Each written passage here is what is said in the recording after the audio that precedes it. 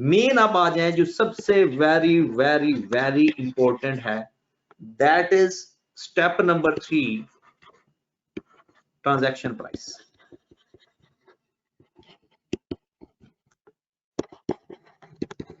सबसे ज्यादा पेपर यहां से आया हुआ है, how to determine transaction price. सबसे ज्यादा पेपर यहां से आया है। ये तो आपको पता है ना, ट्रांजैक्शन प्राइस क्या होती है? Amount of consideration in the contract, amount of consideration in the contract.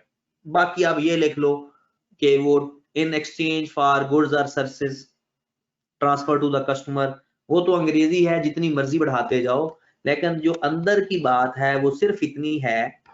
Transaction price क्या होता है? Consideration of contract.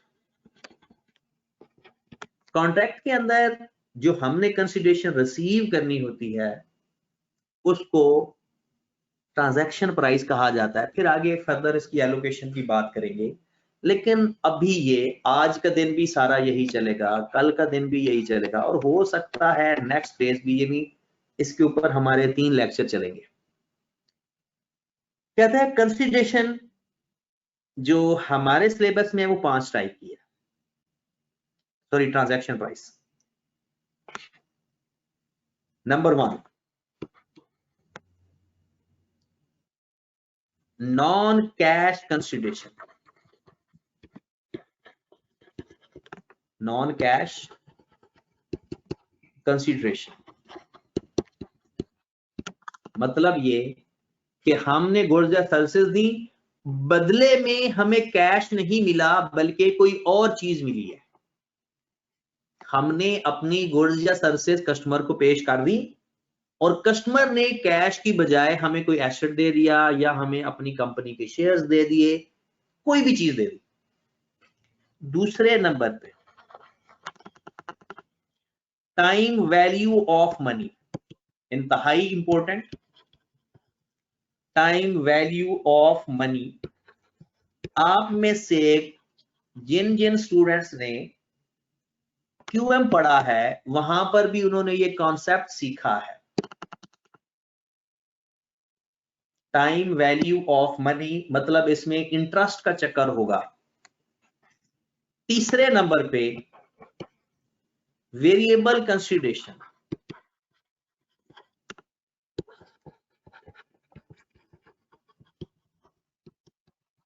सबसे ज्यादा ये 2 इंपॉर्टेंट हैं पेपर में, सबसे ज्यादा। चौथे नंबर पे consideration payable to the customer.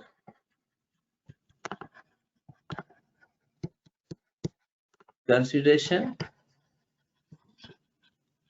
Payable to the customers. और पांचवें नंबर पे constraint on variable consideration. Constraint on variable consideration.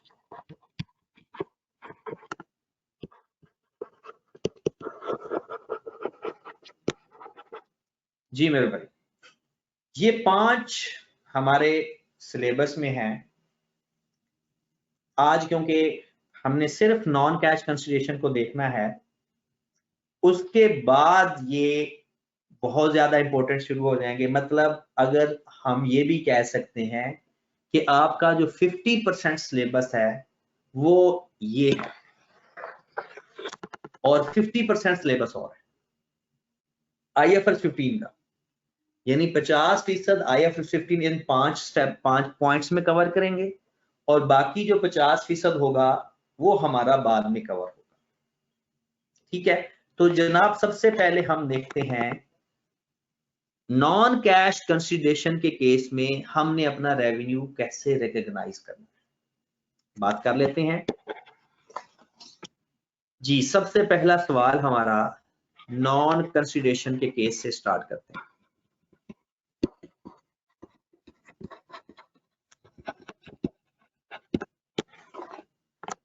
Question लिखें,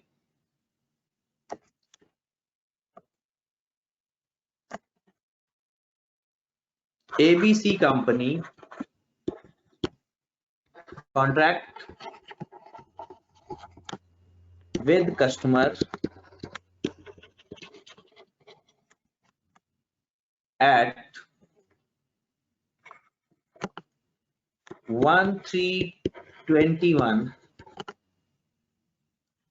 to transfer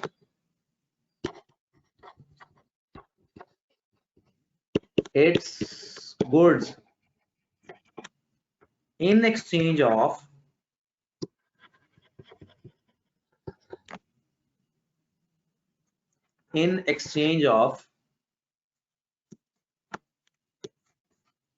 किसके एक्सचेंज, कोई भी एक नॉन करंट एसेट ले लेते हैं या शेयर्स ले लेते हैं।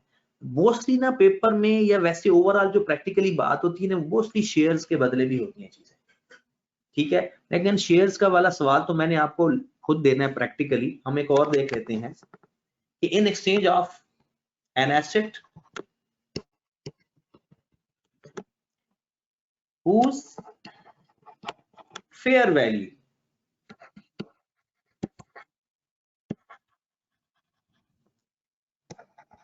at this date is ₹200। ABC company ने कॉन्ट्रैक्ट किया कस्टमर के साथ 1 मार्च 2021 को कि जनाब हम आपको गुड्स या सर्विसेज ट्रांसफर करेंगे in exchange of an asset जिसकी फेयर वैल्यू 2 लाख है आज, राइट। नेक्स्ट कहता है eight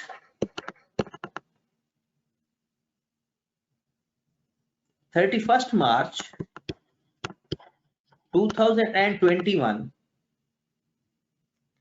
ABC company transferred the goods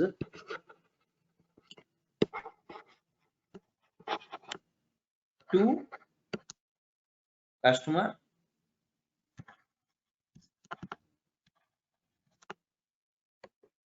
and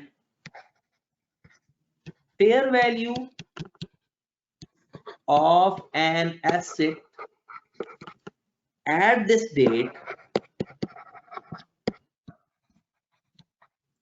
is ₹10,000। हमने कॉन्ट्रैक्ट किया 1 मार्च 2021 को कि जनाब हम आपको गुड्स या सर्विसेज ट्रांसफर करेंगे, राइट।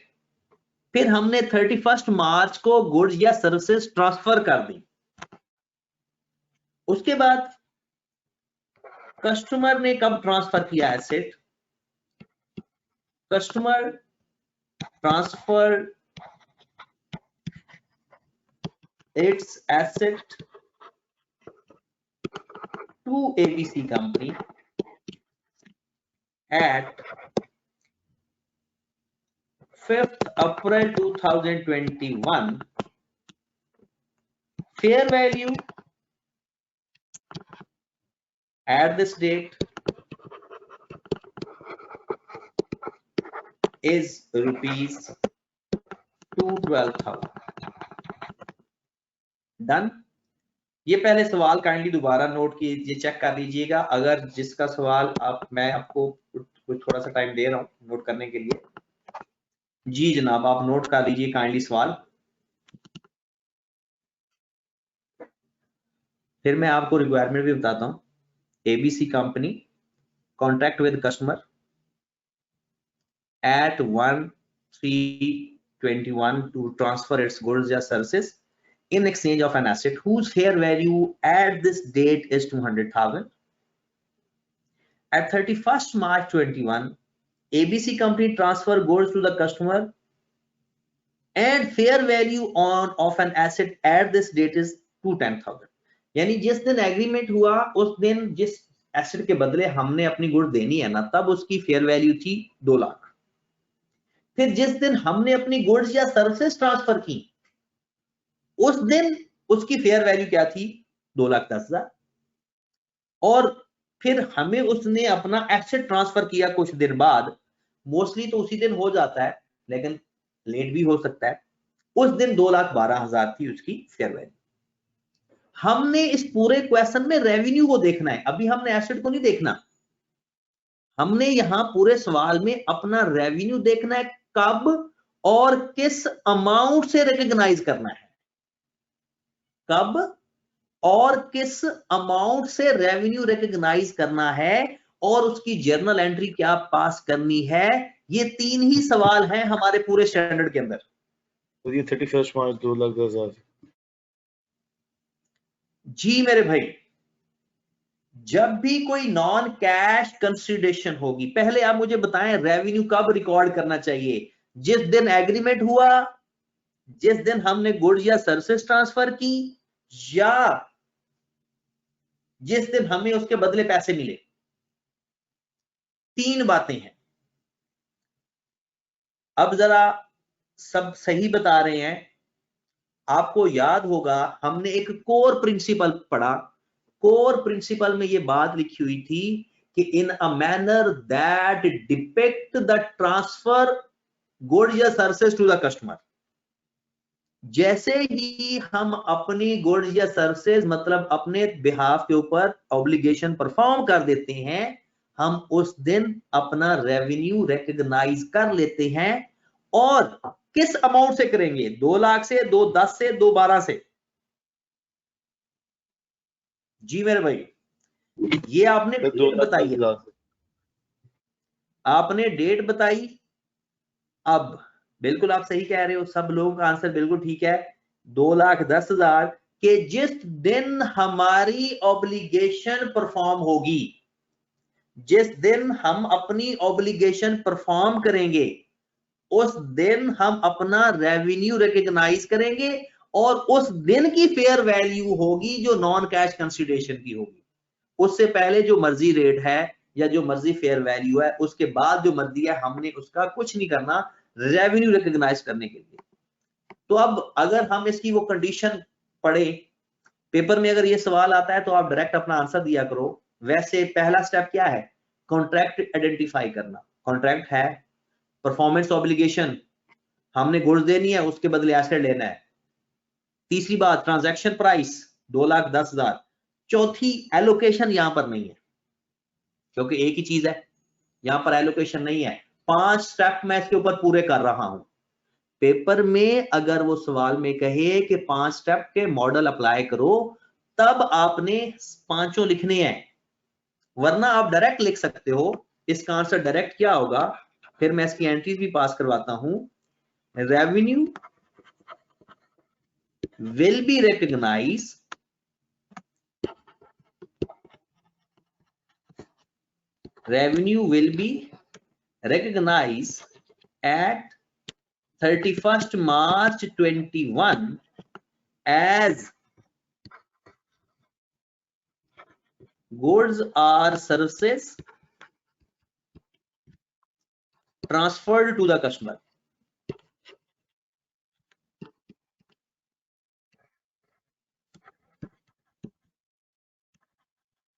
for rupees to 10,000।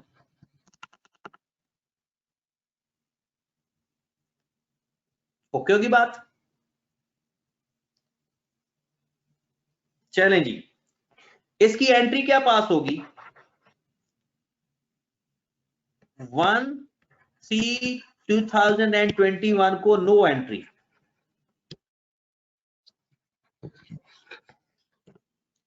कोई एंट्री पास नहीं होनी। जिस दिन एग्रीमेंट होता है उस दिन एंट्री पास नहीं होती, जब तक कोई परफॉर्मेंस ऑब्लिगेशन किसी के बिहाफ पे ना हुई हो। ओके होगी बात? उसके बाद नेक्स्ट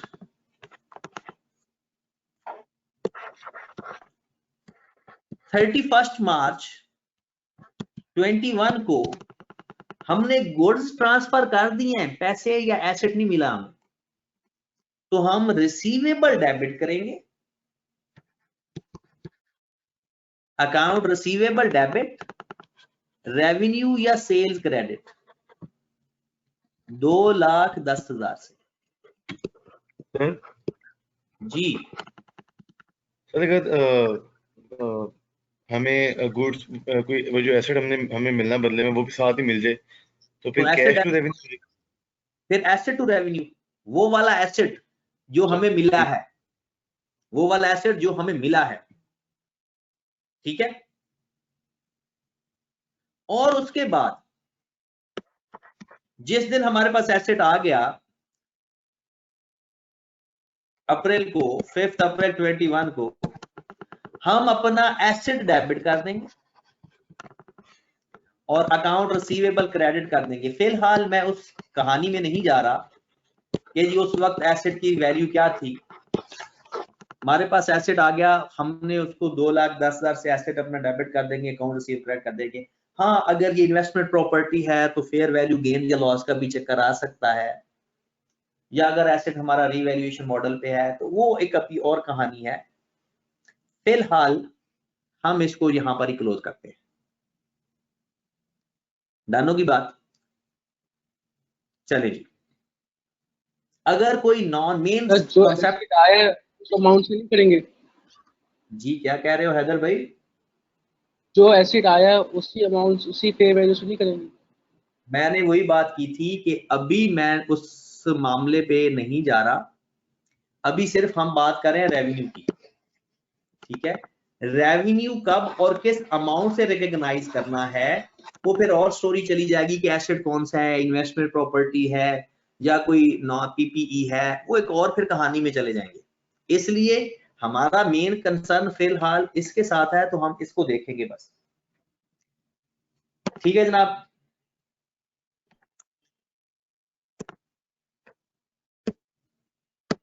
कुछ स्टूडेंट कह रहे हैं कि जी जूम आउट कर दें इस क्वेश्चन को, ये क्वेश्चन था हमारा। अब मैं आपको एक असाइनमेंट सेंड करूंगा, आपने उस असाइनमेंट का क्वेश्चन एग्जांपल नंबर 11 सॉल्व करनी है, और जो कि पेज नंबर 7 पे, क्लास का एग्जांपल नंबर 7 है, सॉरी पेज नंबर 7 है, एग्जांपल नंबर 11 है एट पेज। अदर पे क्या कह रहे हो?